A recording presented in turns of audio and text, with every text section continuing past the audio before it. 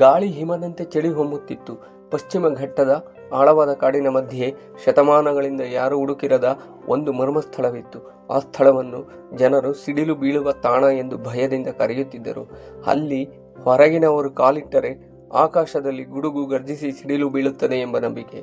ಆದರೆ ಸ್ಥಳೀಯ ಜನರಿಗೆ ಅದು ಸಾಮಾನ್ಯ ಕಾಡಲ್ಲ. ಅಲ್ಲಿ ಮಹಾನ್ ಶಿವರೂಪದ ಮಲ್ಲಿಕಾರ್ಜುನ ಸ್ವಾಮಿ ನೆಲೆಸಿದ್ದಾನೆ ಎಂಬ ಪುರಾಣವಿತ್ತು. ಸಂಜೆ ಕಳೆದ ಮೇಲೆ ಕಾಡಿನೊಳಗಿನ ಗಾಳಿ ಒಂದು ವಿಚಿತ್ರ ನಾದ ಮಾಡುತ್ತಿತ್ತು. ಆ ನಾದವು ಓಂ ಮಲ್ಲಿಕಾರ್ಜುನ ಎಂದು ಕೇಳಿಸುತ್ತಿತ್ತು. ಹತ್ತಿರದ ಗ್ರಾಮದಲ್ಲಿದ್ದ ಹಿರಿಯರು ಅದನ್ನು ದೇವರ ಜಪ ಮಾಡುತ್ತಿರುವ ಶಕ್ತಿಯ ಸಂಕೇತ ಎಂದು ಹೇಳುತ್ತಿದ್ದರು.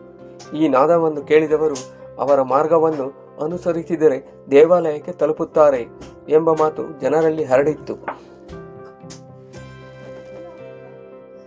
ಯುವಕನ ಕುತೂಹಲ. ಈ ಕಥೆಗಳನ್ನೆಲ್ಲ ಕೇಳಿ ಬೆಳೆದ ಶೇಷಗಿರಿ ಎಂಬ ಯುವಕನೇ ಈ ಕಥೆಯ ನಾಯಕ. ಧೈರ್ಯ, ಭಕ್ತಿ ಮತ್ತು ಪ್ರಕೃತಿಯ ರಹಸ್ಯಗಳನ್ನು ಅರಿಯುವ ತವಕ ಇವುಗಳ ಮಿಶ್ರಣವೇ ಶೇಷಗಿರಿ.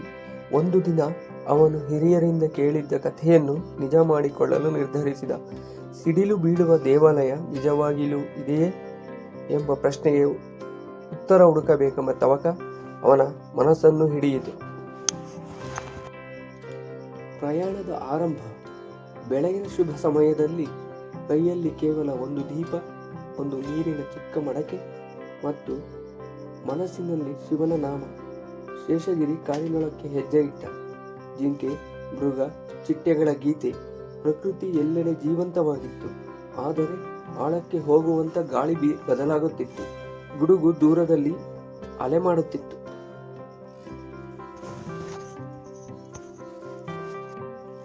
ಕಾಡಿನ ಮಧ್ಯದಲ್ಲಿ ಹಳೆಯ ಕಲ್ಲಿನ ಮೇಲೆ ಹೊಳೆಯುತ್ತಿದ್ದ ಒಂದು ಪದ ಕಾಣಿಸಿಕೊಂಡು ಹೋಯಿತು. ಸ್ವಯಂ ಸಿಡಿಲು ರೂಪೇ ಮಲ್ಲಿಕಾರ್ಜುನಃ. ಅದರ ಅರ್ಥ ಸ್ವಯಂ ಸಿಡಿಲಿನ ರೂಪದಲ್ಲಿ ಮಲ್ಲಿಕಾರ್ಜುನನು ನೆಲೆಸಿದ್ದಾನೆ. ಇದೊಂದು ಸ್ಪಷ್ಟ ಸೂಚನೆ. ಶೇಷಗಿರಿ ಇನ್ನೂ ಉತ್ತೇಜಿತನಾದ. ಮಧ್ಯಾಹ್ನವಿದ್ದರೂ ಅಕಸ್ಮಾತ್ತಾಗಿ ಆಕಾಶ ಕತ್ತಲಾಗಿತ್ತು. ಮೋಡಗಳು ಜೋರಾಗಿ ಸುತ್ತಿಕೊಂಡವು. ಶೇಷಗಿರಿಯ ಕಿವಿಯಲ್ಲಿ ಗುಡುಗು ಗರ್ಜನೆ. ಅದು ಸಾಮಾನ್ಯ ಸಿಡಿಲಲ್ಲ, ದೇವರ ಕರೆಯಂತೆ ಅನಿಸಿತು. ಈ ದಿಕ್ಕಿಗೆ ಬಾ ಎಂದು ಹೇಳುವಂತೆ.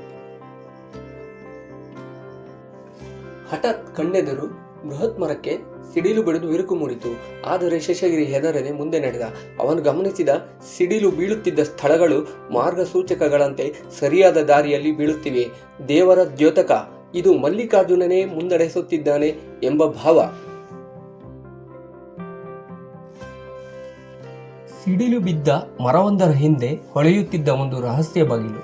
ಅದು ಒಂದು ಬೃಹತ್ ಗುಹೆಗೆ ತೆರೆಯುತ್ತಿತ್ತು. ಒಳಗೆ ಶೀತಲವಾದ ಗಾಳಿ, ದುಂಬಿ ಬೆಳಕು, ಪುರಾತನ ಯುಗದ ಆಲಯಗಳ ಶಿಲ್ಪಗಳು ಗೋಡೆಗಳಲ್ಲಿ ಚಿತ್ರಿತವಾಗಿದ್ದವು. ಸಾಧುಗಳ ಸಂದರ್ಶನ. ಗುಹೆಯ ಮಧ್ಯದಲ್ಲಿ ಜಟಾಧಾರಿ ಸಾಧುಗಳ ಗುಂಪೊಂದು ಜಪ ಮಾಡುತ್ತಿತ್ತು. ಶೇಷಗಿರಿ ನೋಡಿದ ಕ್ಷಣದಲ್ಲಿ ಅವರು ಕಣ್ಣು ತೆರೆದರು. ಪ್ರಮುಖ ಸಾಧು ಹೇಳಿದರು, ನೀನು ಬಂದಿರುವುದು ಸಾಮಾನ್ಯವಲ್ಲ ಮಗನೇ, ಮಲ್ಲಿಕಾರ್ಜುನ ಸ್ವಾಮಿ ನಿನ್ನನ್ನು ಕರೆಸಿದ್ದಾನೆ. ಸಾಧುಗಳು ವಿವರಿಸಿದರು, ಈ ದೇವಾಲಯವನ್ನು 1000 ವರ್ಷಗಳ ಹಿಂದೆ ತಪಸ್ವಿಗಳು ಸ್ಥಾಪಿಸಿದ್ದರು. ಇಲ್ಲಿ ದೇವರ ಶಕ್ತಿ ಸಿಡಿಲಿನ ರೂಪದಲ್ಲಿ ವ್ಯಕ್ತವಾಗುತ್ತದೆ. ಸಂಕಷ್ಟ ಸಂದರ್ಭದಲ್ಲಿ ದೇವರು ಸಿಡಿಲು ಬೀಸಿ ಭಕ್ತರನ್ನು ರಕ್ಷಿಸುತ್ತಾನೆ. ಶೇಷಗಿರಿ ಪ್ರವೇಶಿಸಿದ ಕ್ಷಣದಲ್ಲಿ ಗುಹೆಯೊಳಗಿನ ಲಿಂಗವು ಹೊಳೆಯಲಾರಂಭಿಸಿತು. ಸಾಧುಗಳು ಅವನನ್ನು ಪೂಜೆಯಲ್ಲಿ ಭಾಗಿಯಾಗಲು ಹೇಳಿದರು. ಮಂತ್ರೋಚ್ಚಾರಣೆ, ದೀಪದ ಬೆಳಕು ಮತ್ತು ಗಾಳಿಯ ನಾದ.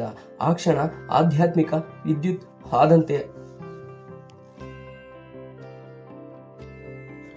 ದೈವೀ ದರ್ಶನ. ಮಂತ್ರಜಪದ ಪರಾಕಾಷ್ಠೆಯಲ್ಲಿ ಸಿಡಿಲಿನ ಪ್ರಭೆ ಗುಹೆಯೊಳಗೆ ಬೆಳಗಿತು.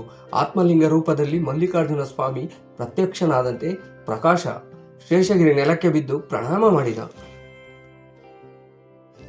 ಶೇಷಗಿರಿಯ ಮನಸ್ಸಿನಲ್ಲಿ ಒಂದು ನಾದ ಆಳವಾಗಿ ಕೇಳಿಸಿತು. ಧೈರ್ಯವನ್ನು ಕಳೆದುಕೊಳ್ಳಬೇಡ ಮಗನೇ, ಪ್ರಕೃತಿ, ಭಕ್ತಿ ಮತ್ತು ಸತ್ಯ ನಿನ್ನ ಶಕ್ತಿ. ಇದು ದೇವರ ಸಂಪ್ರೇಕ್ಷಣೆ ಎಂದು ಅವನಿಗೆ ತಿಳಿಯಿತು.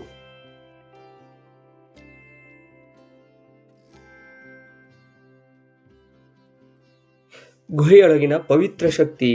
ದೇವರ ದರ್ಶನವಾದ ನಂತರ ಗುಹೆಯ ಗೋಡೆಗಳು ನೀಲವರ್ಣದಲ್ಲಿ ಹೊಳೆಯತೊಡಗಿದವು. ಶೇಷಗಿರಿ ಅರಿತ, ಈ ದೇವಾಲಯ ಸಾಮಾನ್ಯ ಅಲ್ಲ.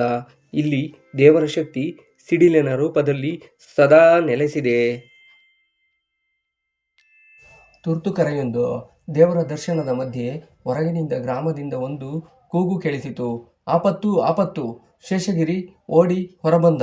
ಗ್ರಾಮದ ಮಕ್ಕಳು ಹರಿದು ಬರುತ್ತಿರುವ ನೀರಿನಲ್ಲಿ ಸಿಲುಕಿಕೊಂಡಿದ್ದರು.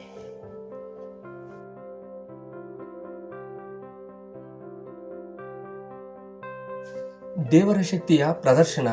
ಹಠಾತ್ ಆಕಾಶ ಮತ್ತೆ ಕತ್ತಲಾಯಿತು. ಸಿಡಿಲು ಬಡಿದು ಕಾಡಿನ ದೊಡ್ಡ ಮರವನ್ನು ನೆಲಕ್ಕುರುಳಿಸಿತು. ಅದು ಮಕ್ಕಳಿಗೆ ಸೇತುವೆಯಾಗಿ ಬಿದ್ದಿತು. ಎಲ್ಲರೂ ಸುರಕ್ಷಿತವಾಗಿ ದಾಟಿದರು. ಗ್ರಾಮಸ್ಥರು ಅದನ್ನು ದೇವರ ಅದ್ಭುತವೆಂದೇ ನಂಬಿದರು.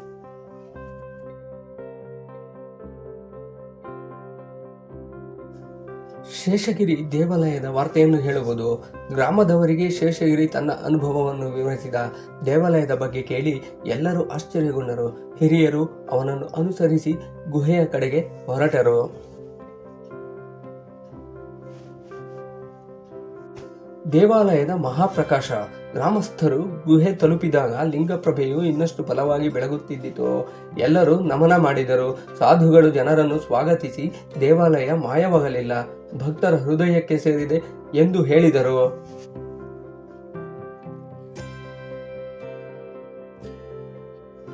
ವಾರ್ಷಿಕ ಉತ್ಸವ ಆರಂಭ.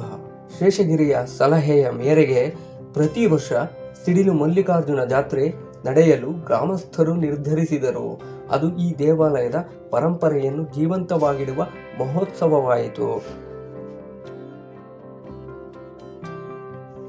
ಶೇಷಗಿರಿಯ ಜೀವನ ಧರ್ಮ. ಇಂದಿಗೂ ಶೇಷಗಿರಿ ದೇವಾಲಯದ ಸೇವಕನಾಗಿ ಜೀವನ ನಡೆಸುತ್ತಾನೆ. ಸಿಡಿಲು ಗರ್ಜಿಸಿದಾಗ ಜನರು ಅದನ್ನು ಭಯದಿಂದ ನೋಡುವುದಿಲ್ಲ. ಅದು ಮಲ್ಲಿಕಾರ್ಜುನ ಸ್ವಾಮಿಯ ದಿವ್ಯನಾದ ಎಂದು ಭಕ್ತಿಯಿಂದ ನೋಡುತ್ತಾರೆ.